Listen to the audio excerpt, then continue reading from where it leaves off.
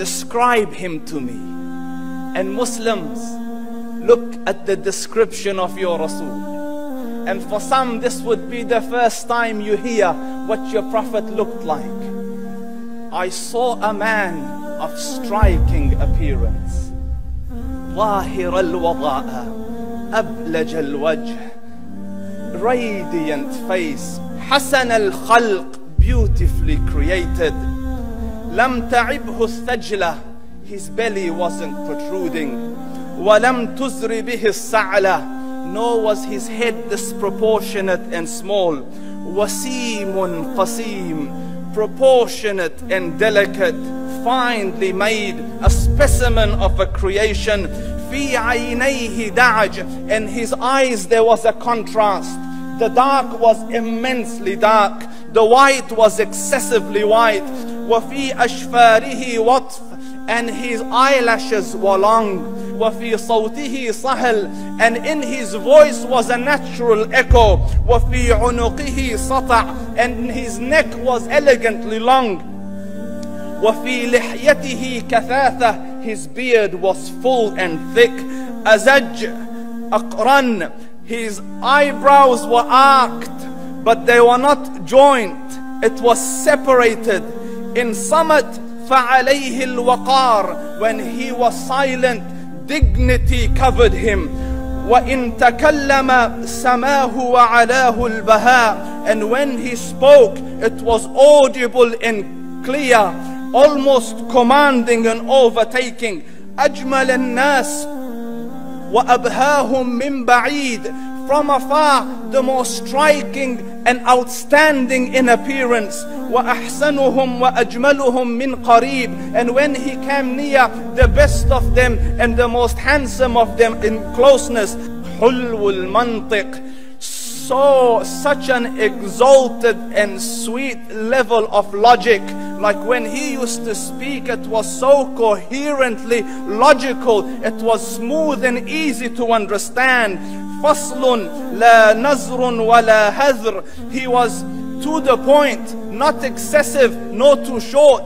كأن منطقه خرزات نظم يتحدرن, his logic, his utterances, his words were like jewels coming out of a necklace, calculated, polished, one after the other, it would flow magically. ربعة, he was medium in height. Your eye didn't have to strain to look up at him, nor was it tedious to look down at him. He was a comfortable sight to look at. له رفقاء يحفون به, he had friends, the people that were with him, they were working around him to try to serve and protect him. إن قال سمعوا لقوله, when he used to say something, they used to hearken to what he used to say. وإن أمر تبادروا إلى أمره, when he commanded, they used to compete to fulfill the command. This is Muhammad Rasulullah. This is Muhammad Rasulullah. Anas ibn Malik says, he says, I came out one night, it was the full moon night.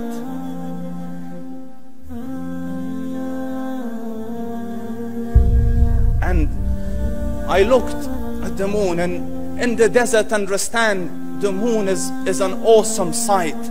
It is smooth, it is radiant, it is clear, it is gentle compared to the scorching sun at which they are used to.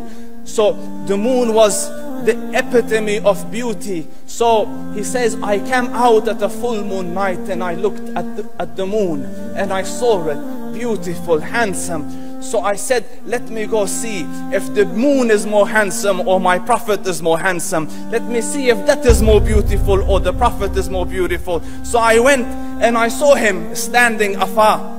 So I looked at his face and I looked at the moon, and I looked at his face and I looked at the moon, and I looked at his face and I looked at the moon, and he said, Wallahi, he was more handsome than the moon in its entirety. That is just the look of your Rasul. Aisha radiyallahu anha says, I was sewing with the needle, my needle dropped in the dark, I couldn't find it. I said, Ya Rasul, I can't find it. He moved his face close, and I swear, out of the radiance of his face, I found my needle. And the Prophet sallallahu alaihi wasallam was mind-bogglingly handsome, but his handsomeness was covered with waqar and jalal and hayba. The Sahaba say, when we used to sit at his feet, two feelings conflicting would come on the heart. The first one, you wanted to look at him. You wanted to behold the majesty of his face. And when you wanted to look up, shyness used to overtake you, so you used to look down. Amr ibn al-As says, I sat with him many times, but if you ask me to describe his face, I can't describe it. I wouldn't be able to look up to him ijlalan wa ta'zeeman. I couldn't look up at him. And that is why he didn't have the problems that Yusuf alayhi salam had. Because it was difficult to penetrate the awe and the splendor of the Rasul.